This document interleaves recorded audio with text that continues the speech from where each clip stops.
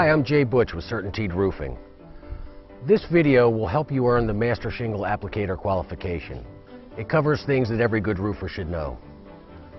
Things about safety, ventilation, roof system components, flashing details, and application methods.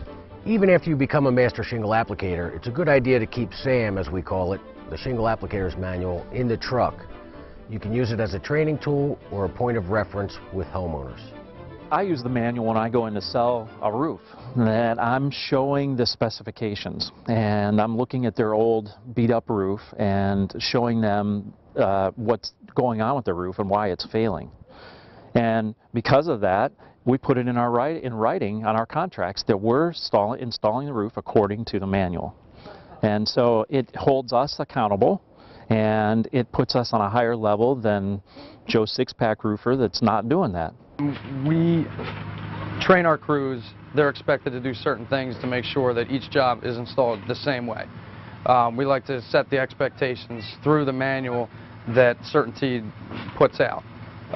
They're all trained, they do the tests, and they make sure that they understand the importance of the integrity roof system, all the way down to how the product is put onto the job sites and how it's all cleaned up.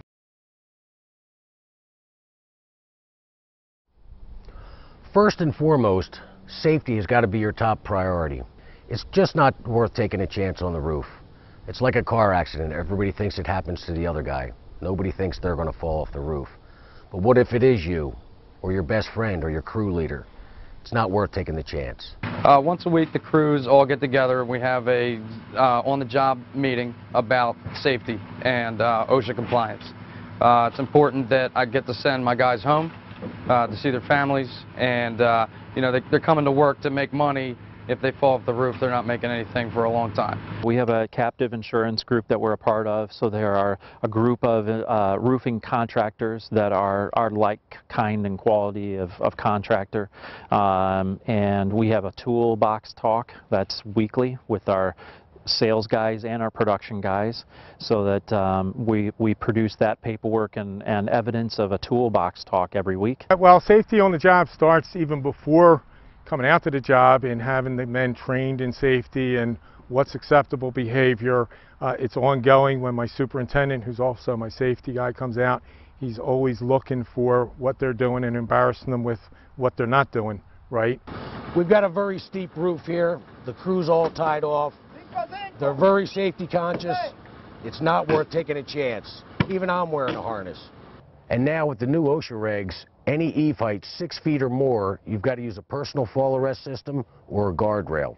Setting up a ladder seems like a basic thing, but there's a few safety tips you should remember.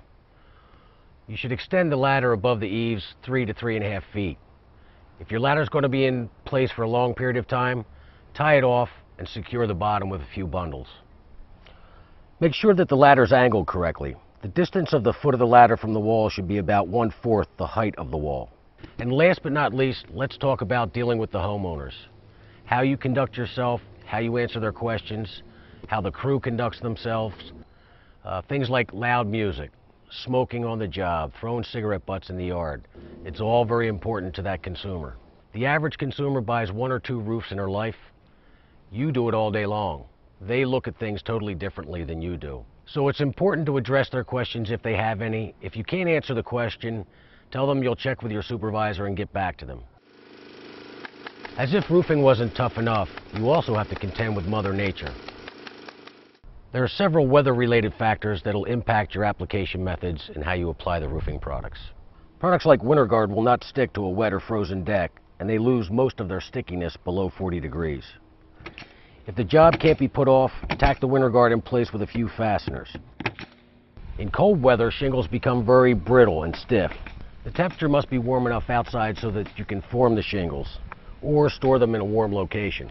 Also, the shingles may not seal down right away, and the tabs can be lifted by the winter winds.